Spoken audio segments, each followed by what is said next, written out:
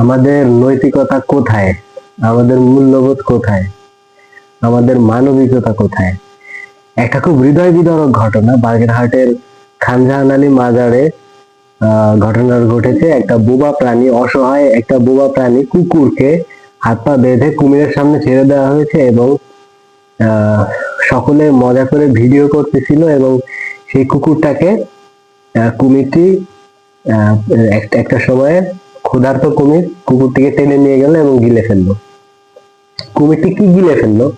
কুমিরটি গিলে ফেললো আমাদের নৈতিকতা। কুমিরটি গিলে ফেললো আমাদের মানবতা। কুমিরটি গিলে ফেললো আমাদের মূল্যবোধ।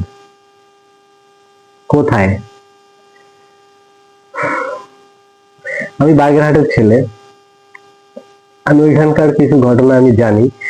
ওইখানটায় মানে কুসংস্কার কোথায় গেছে দেখেন। একটা কুসংস্কার বলি কি, একটা বোবা প্রাণী হবে, এটা কেমন সমাজ ভাই আমাদের?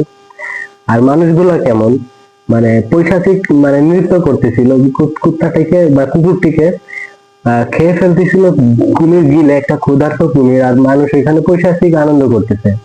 মানে এটা এটা কোন সমাজ ভাই আমাদের? আমরা কোথায় আছি? বাগেরহাটের কিছু ঘটনা বলি।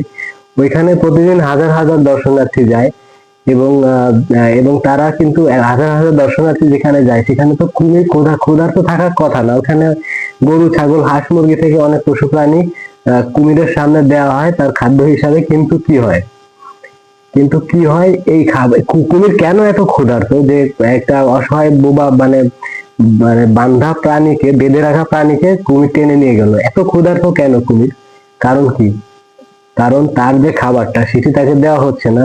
হাজার হাজার দর্শনার্থী যাচ্ছে সেখানে, তাকে খাবার দিচ্ছে, কিন্তু সেইগুলা নিশ্চিত ওইখানকার যারা রক্ষক আছে ওরাই ভক্ষক, মানে ওরা ওইগুলা সরাচ্ছে কোথায় এবং ওরা ওটা খেয়ে নিচ্ছে। কুমির ক্ষুধার্ত, কুমিরের সামনে কুকুর দিলে কুকুর বলি হয়ে যাবে, এখন মানুষ দিলে মানুষও বলি হয়ে যাবে।